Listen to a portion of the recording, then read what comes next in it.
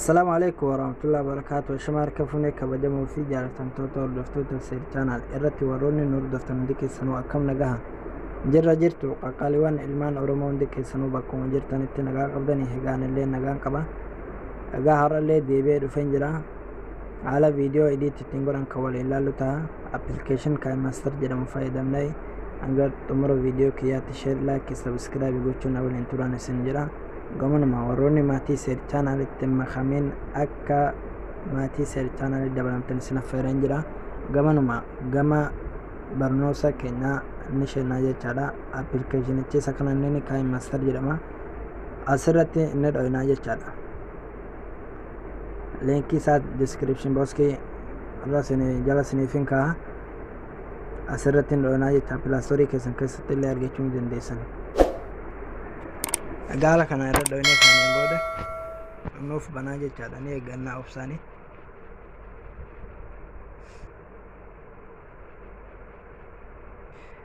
gaala kanaan nuuf baneen booda kireet ni wannaani kan nuti hojjechuuf kaaneerru kun amma asirratti 16:9 kana egaa haala kanaan irra dho'inee kaaniin booda amma moonu background filannaa jechaadha waan viidiyoo keenya sanuu duubatti mul'atu sana irratti ni filannaa jechaadha galaarii keessan keessaa qabaattanis ni filattanii garuu moonu KineMaster akka ofiisaatii qabu irras kaachuu dandeessan amma fakkeenyaaf isuma KineMaster mataa isaatiin qabu irratti dhiyeessin agarsiisa egaa haala kanaan ka barbaaddan ni filattanii hanga barbaaddanii fakkeenyaaf amma kanuma sadeen filadhee isinis hanga barbaaddan ni filattanii ni dheeressanii jechaadha kanallee ni dheeressanii yaani hanga barbaaddan dheeressuu dandeessan isinii hayya haala kanaan dhugaa irra dho'inee kaaneen booda backgroundii filannee kaannee irraa jechaadha amma viidiyoo keenya sanni fidannaa jechaadha eessaa fidannaa laayar bakka jedhu kana irratti ni dho'inaa laayarii irratti erga dho'inee kaaneen booda asirratti ni dho'inaa jecha miidiyaa bakka jedhu kana irratti egaa asirratti dho'inee kaaneen booda viidiyoo keenya sanni filannaa jechaadha haala kanaan kunoo haala kanaan irratti erga dho'ineen booda amma asirratti nu guututti ni eegnaa jechaadha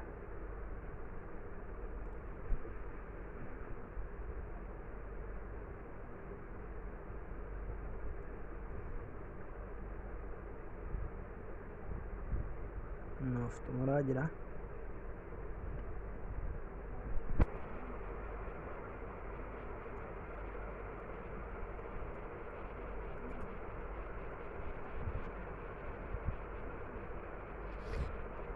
egaa akkuma agartan gara dhumaa zooreeraa jechaadha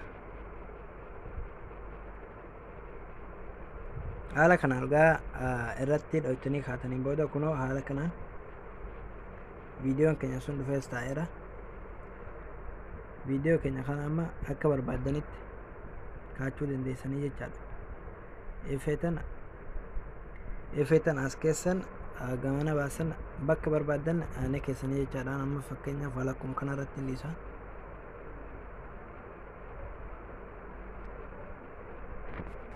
akka isin sirraa ittiin sirreeffattanii jechaadha egaa haala kana irratti dho'itaniin booda amma fakkeenyaaf sagalee isaa irraa hin kaasa sagalee yoo itti banuu feetasinis asumaanii irratti dho'itanii isa kanaatti bantanii jechaadha hangumaasii itti bantanii jechaadha sagaleen isaa armaa ol hanga 200 ni jira hanga bakka nu gaa jettanii asiin ni daatanii jechaadha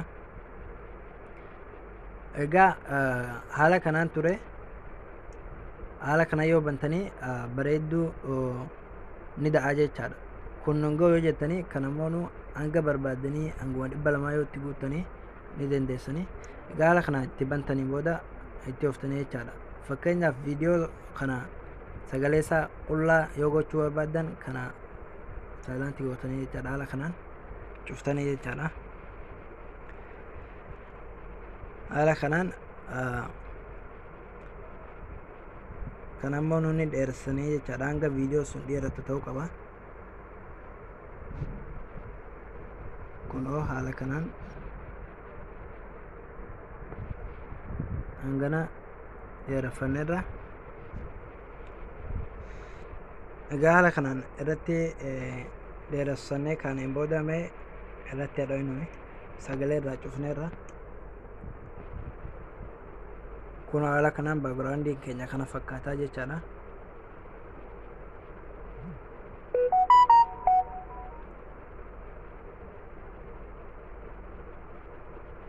Kun haala kanaan inni jijjiiramaa jechaadha. Akkuma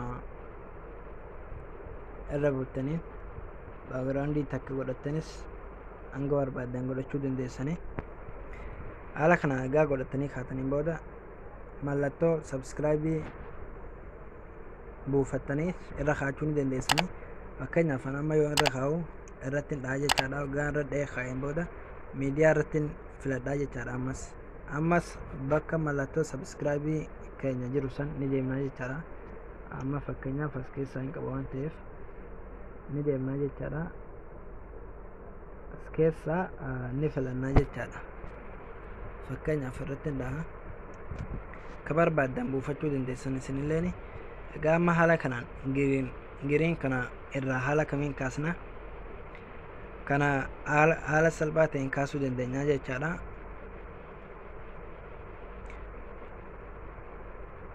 Mallattoon sabskiraayibii kana irratti dhoofna. Haala kanaan egaa dhoofnee kaaniin booda asirratti kiroomaakii bakka jedhu kana irratti ni dhoofna. Kiroomaakii irratti erga dhoofneen booda kana itti bannaa jechaadha. Egaa haala kanaan dhoofnee itti banneen booda kunoo haala kanaan nuuf giriin sun amma waan jiru jechaadha irraa ka'eera. Kana fuunee bakka barbaanne kaa'uu dandeenya jechaadha. Gamana baasnus akka barbaaddaniin kaa'achuu ni dandeessanii. Amma fakkeenyaaf kabiraallee fuunee yoo daballe achi eegsine jechaadha. Bakka barbaaddan irratti ni dhoofitanii jechaadha. Ammas ni sheennaa jechaadha bakka qabnu. Fakkeenyaaf amma kabiraan filadhee ammas kiroomaakii irratti ni dhoofnaa jechaadha. Kiroomaakii irratti erga dhoofnee kaaniin booda ammallee kana amma itti bannaa jechaadha. Na bilgoona haala kanaan bakka haala kanaan dhugaa filannee kaaniin booda raayitii kanatti dhoofna. Amma fakkeenyaaf mee filaay goonee halaallu watti bakka san ga'u akkam akka jedhu jechaadha. Kunoo haala kanaan akka ajaa'ibaatti nuuf toleera jechaadha. Kanallee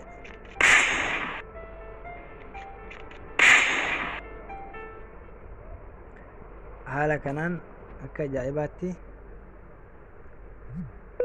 dalaganneerra jechaadha. Egaa barumsi keenya irraa kana fakkaata. Akka isin irraa barattan abdiin qaba. Barumsa isatti aanus qabannee isiniif dhiyaanna. Appilikeeshinii kun bal'aadhaan kan waliin laallu tahaa waan nu hordoftaniif galatoomaa ulfaadhaa horaa bulaa.